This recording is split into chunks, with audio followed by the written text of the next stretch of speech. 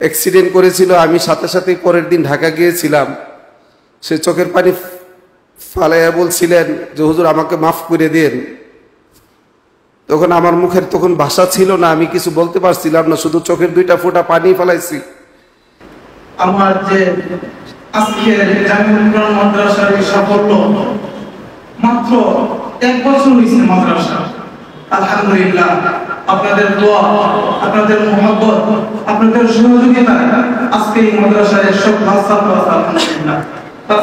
কিন্তু আল্লাহ তাআলা তাকে দিয়ে এত বড় খেদমত করাবেন, একটু খেয়াল করে দেখেন তো, ছোট্ট কাঠের টুকরাটা যদি কোরআনের সাথে লাগা থাকার কারণে, সেগুন কাঠগুলিকে কেউ সালাম করেন না, শুধু কাঠের টুকরাটার সাথে লাগা থাকার কারণে ওই কাঠের টুকরাটাকে বারবার সালাম করতে থাকে।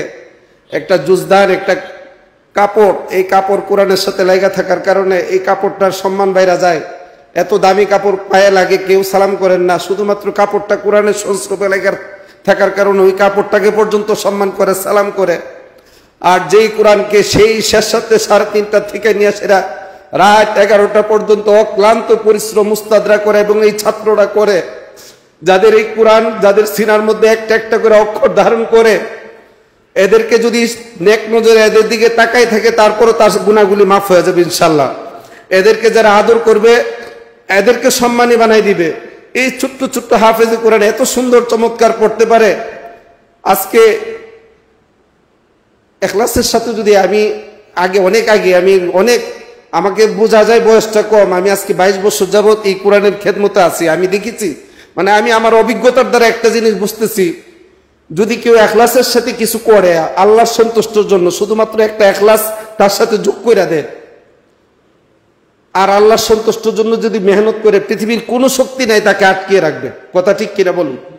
এই ছোট্ট ছোট্ট বাচ্চাদেরকে শেষ সাথে 3:30 থেকে নিয়ে মেহনত করতেছে, এরা পড়তেছেন, এরা রেজাল্ট করতেছেন, এরা এত সুন্দর চমৎকার তেলাওয়াত করতেছেন। আল্লাহ এই প্রতিষ্ঠানটাকে কবুল করে, বলুন আমিন।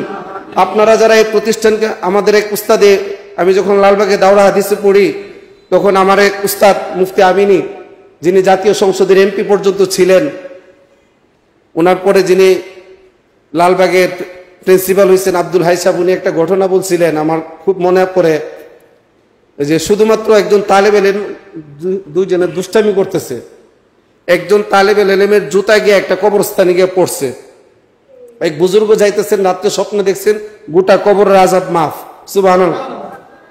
পরের দিন উনি ওখান থেকে সফর শেষ করে যখন ফিরে আসতেন, তো ছেলে খুঁজাখুঁজি করে জুতা বাইর করে নিয়ে গেছেন, যথারীতি 1-2টা কবরের মধ্যে আযাব শুরু হয়েছে। উনি খুব বিচলিত অবস্থায় রাত্রে দুরূদ শরীফ পড়ে রাত্রে যখন ঘুমাইছেন, স্বপ্ন দেখছেন আমি যাওয়ার সময় গোটা কবরের আযাব মাফ ছিল, আবার যথারীতি কবরের মধ্যে টুকটাক আযাব শুরু হয়ে গেছে, আল্লাহ বুঝতে পারলাম না। তো উনি ইলহামের মধ্যে জানতে পারছেন, এই স্বপ্নেই একজন এসে বলতেছেন যে একজন হাফেজে কোরআন, একজন তালেবে ইলমের জুতা কবরস্থানে পড়ার কারণে গোটা কবরের আযাব মাফ হয়ে গেছেন। এই তালেবে ইলমের গুলির মর্যাদা এত বেশি, কেউ যদি জানতেন, তাইলে তো তালেবে ইলমের উস্তাদের সাথে কোনোদিন খারাপ ব্যবহার করতে পারে না। এই জন্য মেরে মুহতারাম, এরা যখন যায়, হাত্তাল হিতালু ফি জাওফিল মা, এমনকি এই যে খাল আছে, এই খালের মাছগুলি ছোট্ট গর্তের মধ্যে যে পিপিলিকা, এটার দ্বারা বোঝাচ্ছে গাছপালা, তরু লতা, ফল মল, পাহাড় পর্বত, নদী নালা, যত কিছু আছে সমস্ত মাখলুকাত একযুগে একটা তালেবে ইলমের জন্য দোয়া করতে থাকে। শুধু আমি বাড়ির থেকে বাইরেছে তার জন্য দোয়া করতে থাকে। এমন ছেলেদের সাথে যদি কেউ খারাপ আচরণ করে, তাদের দিকে যদি কেউ চক্রাঙ্গায় তাকায়, তাদের উস্তাদের যদি চক্রাঙ্গায় তাকায়, তাহলে সে ধ্বংস অনিবার্য। এই জন্য আমি তোমাদেরকে একটা কথা বলবো, যে ইখলাসের সাথে তুমি মেহনত করতে থাকো, আল্লাহর সন্তুষ্টির সাথে মেহনত করতে থাকো, পৃথিবীর কোনো শক্তি নাই তোমাকে আটকিয়ে রাখবে। ইনশাআল্লাহ আল্লাহ তোমাকে অনেক বড় বানিয়ে নিবে।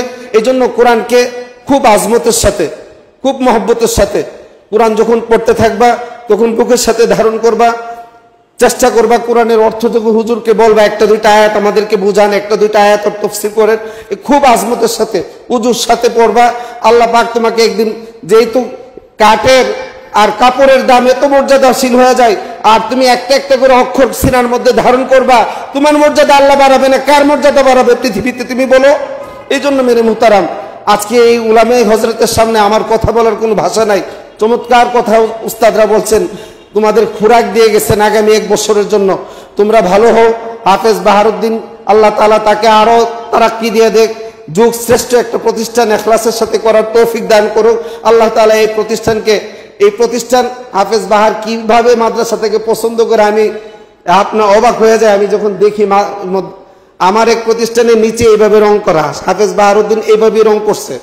আমার প্রতিষ্ঠানের নাম জামিউল কোরআন, হাফেজ বাহারউদ্দিন জামিউল কোরআনটাই রাখছে। আমার প্রতিষ্ঠানের অফিসের মধ্যে যে ধরনের ডেকোরেশন করছে হাফেজ বাহারউদ্দিন এটাকেই ফলো করছে। আল্লাহ তাআলা উস্তাদকে এইভাবে অনুসরণ করতে আমার দৃষ্টিতে কমই দেখেছি।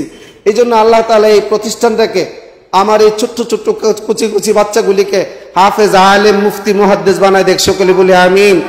আমাদের বড় বড় উলামা হযরতরা আসছেন, এরা দোয়া করে দিবেন এই ছেলেগুলির আব্বা আম্মাকে যেন কবুল করেন, তাদের দাদা দাদি নানা নানি যারা দুনিয়া থেকে চলে গেছেন এদের জন্য, এদের চোখের বদৌলতে যেন আল্লাহ পাক এদেরকেও নাজাত করে দেয়, সকলে বলি আমিন। ওয়া আখিরু দাওয়ানা আলহামদুলিল্লাহি রাব্বিল আলামিন।